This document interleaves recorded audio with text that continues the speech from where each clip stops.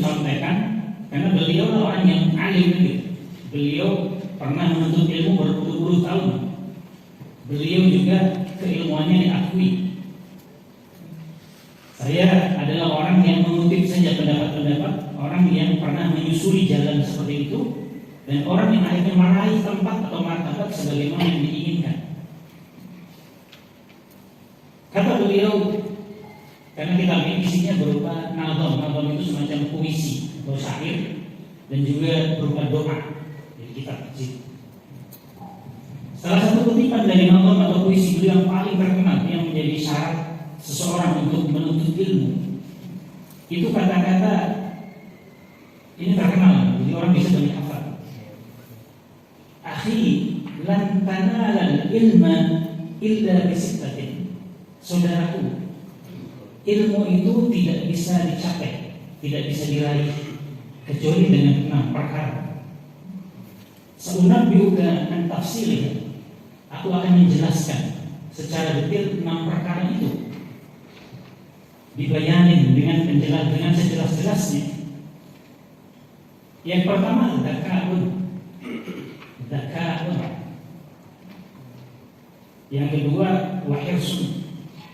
Yang ketiga wa ijtihadun. Yang keempat wa bulghatun. Yang kelima wa suhbatu ustadi. Yang keenam adalah wa tulus zaman. Yang pertama adalah zakat pakai dal. Apa yang disebut zakat? Zakat adalah cerdas atau cerdas. Orang yang menuntut ilmu tidak mungkin orang yang bodoh, dalam arti maaf misalnya IQ-nya di bawah 70 yang memerlukan bantuan. Orang-orang yang IQ-nya di bawah 70 biasanya hidupnya memerlukan bantuan, komunikasinya memerlukan bantuan, termasuk orang-orang disabilitas. Karena sulit berkomunikasi, tidak bisa berpikir dengan mendalam atau tidak bisa diajak untuk berpikir, tidak bisa juga menyikapi apakah itu benar atau salah, nggak tahu mana yang benar atau yang salah.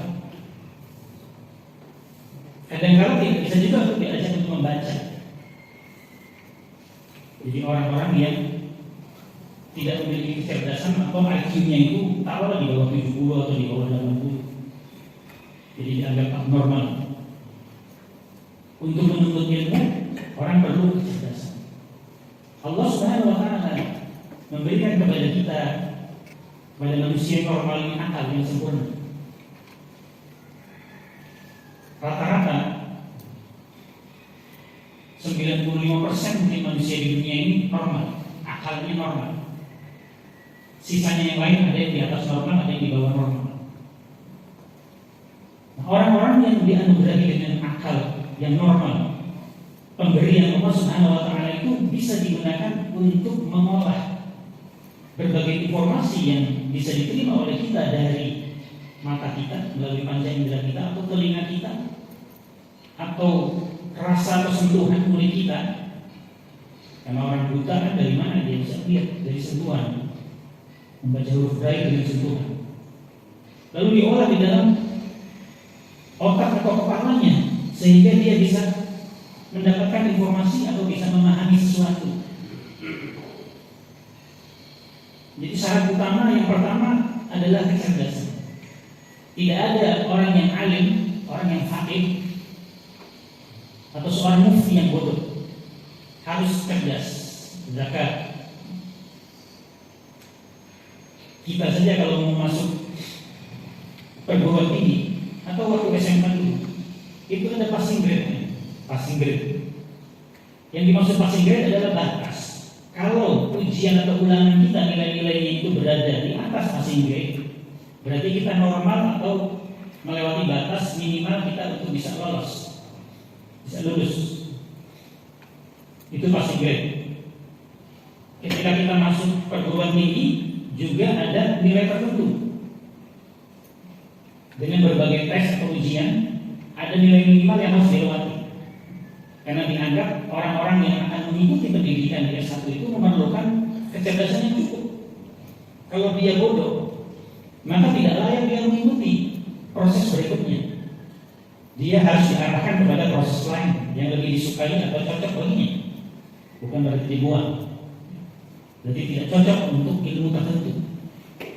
Mungkin kita lebih suka misalnya atau unggul di bidang bahasa. Begitu ujian matematik nilainya 2, 3, tapi begitu bahasa 9,5, 10. Nilai-nilai sempurna sering kita raih. Jadi bukan berarti bodoh di satu bidang, di bidang lain juga bodoh, tidak.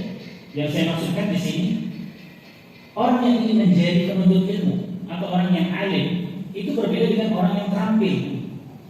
Beda dengan menjadi atlet. Atlet memerlukan treatment ataupun latihan-latihan yang terkait dengan skill. Sementara orang yang menuntut ilmu terkait dengan pemahaman. Jadi data adalah syarat pertama. Harus dan mau tidak mau dimiliki oleh penuntut ilmu yang akan menjadi seorang yang alim. Kemudian yang kedua adalah hirs, pakai shot. Jadi hirs.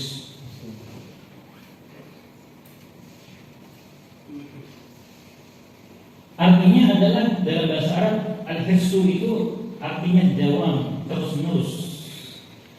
menerus yang sifatnya punya keinginan, kemauan secara terus menerus, atau sebagian mengartikan sifat tamak untuk menuntut ilmu, nggak pernah mau berhenti menuntut ilmu, terus saja menuntut ilmu, tidak pernah ada akhirnya. Jadi seorang penuntut ilmu harus memiliki sifat seperti ini. Tidak mudah lapar untuk membaca buku, tidak mudah lelah untuk mendengarkan kata-kata bijak, tidak pernah lalai untuk melewatkan diskusi-diskusi yang berbeda. Karena Rasulullah SAW bersabda tentang rasa lapar atau rasa tamak ini, menhuma nilai syiar, dua orang yang punya rasa tamak, rasa rakus, yang tidak pernah lapar, yang tidak pernah kenyang, Yang satu adalah thalabul ilmi, penuntut ilmu. Yang kedua adalah thalabul dunya. Itu hadis riwayat Imam Al-Hakim. Jadi karena kita ini menjadi orang yang alim, maka kita akan masuk pada kategori thalabul ilmi, bukan thalabul dunya. Orang yang ingin meraih kesuksesan duniawi, baik itu para artis, para aktor, orang-orang yang hartawan, diberi harta 1 hari 1 miliar masih kurang, diberi emas 1 gunung bulan ini masih kurang, dia minta 2 gunung emas, dikasih 2 dia maunya 3, tidak pernah dia tidak lapar terus. Itu ciri khas orang yang thalabud dunia. Kita yang ingin menjadi thalabul ilmi juga harus punya kerakusan secara terus-menerus, tidak pernah lapar terhadap ilmu. Apa saja yang kita pelajari sesuai dengan kemanfaatan yang kita inginkan. Itu yang dimaksud al-hirs. Yang ketiga adalah wal ijtihad, sungguh-sungguh.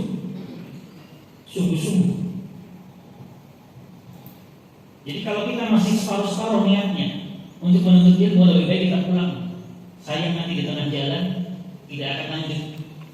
Sama seperti kita punya cita-cita mau naik gunung di Jawa Barat ini, Gunung Ciremai paling tinggi, sampai di pertengahan sampai puncak, dia juga tidak sampai puncak. Motivasinya tidak sungguh-sungguh. Jadi seorang penuntut ilmu, orang yang nanti akan menjadi orang yang alim, atau seorang mujtahid, atau seorang ahli fikih, itu punya sifat atau tabiat sungguh-sungguh. Tidak boleh main-main dalam menuntut ilmu. Jadi terlalu banyak tertawa daripada seriusnya ketika mengkaji sesuatu. Ini bukan pelajaran tentang dakwah, ini pelajaran tentang ilmu. Apalagi kajian tentang bahasa, kajian tentang tafsir, kajian tentang hadis, boleh dikatakan itu kajian serius.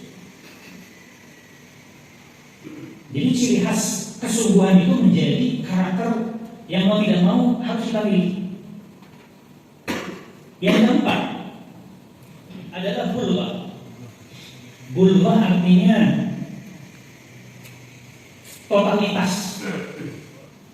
totalitas yang terkait dengan pengorbanan yang akan dia keluarkan.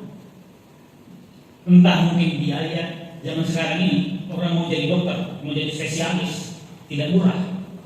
Dia harus keluarkan biaya banyak. Dia korbankan harta yang dimiliki oleh dirinya atau orang tuanya untuk mengejar keinginan atau cita-citanya itu, untuk mendapatkan predikat dia spesialis atau dokter. Begitu juga dia totalitas, artinya dia harus mau mengorbankan waktu yang dia miliki. Mungkin waktu mainnya berkurang, waktu dengan keluarga mungkin juga berkurang. Apalagi kalau dia mengembara dari satu negeri ke negeri lain menuntut ilmu, dia tinggalkan keluarganya, dia tinggalkan orang tuanya, dia tinggalkan adiknya, dia tinggalkan orang-orang dekat. Guna apa? Guna meraih ilmu, mendatangi guru, mendapatkan apa yang diinginkannya, meninggalkan kenikmatan hidup yang ada di kampungnya. Ini adalah totalitas. Adik-adik mungkin yang dari luar Jawa, kita tinggalkan keluarga kita. Walaupun kalau menurut naluri kita inginnya dengan orang tua, dengan keluarga, teman sekampung, bisa main, apalagi suasana Ramadan di sana lebih merindu daripada di luar kampung kita. Tapi itu kita korbankan. Kita datang ke tempat yang jauh untuk menuntut ilmu, maka itu yang disebut dengan guru. Jadi guru waktu. Dan yang kelima adalah sohbatu ustadin, bersahabat dengan guru. Maksudnya adalah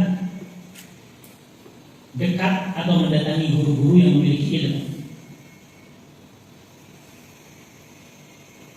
sehingga bersahabat dengan gurunya. Dalam sejarah Islam banyak guru dan murid itu ada yang satu umur, ada yang seperti senior dengan junior. Kadang-kadang guru itu lebih muda. Itu tidak menjadi masalah bagi kita. Selama orang itu memiliki ilmu, maka dia layak untuk diambil ilmunya. Dan yang terakhir adalah tulus zaman, lamanya waktu. Jadi menuntut ilmu itu tidak bisa abrakadabra langsung kita dapat. Seperti dicolok pakai flash disk, tunggu 5 menit sudah full ilmunya selesai. Tidak ada. Orang mungkin terjadi sulap aja, magician itu bertahun-tahun itu ilmu sulap. Padahal namanya sulap kan mestinya simsalabim aja kan dia disulap aja sama gurunya. Tapi nggak bisa juga. Dia perlu waktu tahun-tahun, kadang-kadang gagal. Jadi ini waktu yang lama. Kalau ada di sini 2 tahun itu waktu yang singkat. Maksud saya jangan berhenti setelah 2 tahun. Ilmu itu kita tuntut sampai kita mati, sampai ke liang lahat. Ini 6 perkara yang dibahas dalam kitab Ta'lim wal Muta'allim yang menjadi pegangan bagi siapa saja yang ingin menuntut ilmu.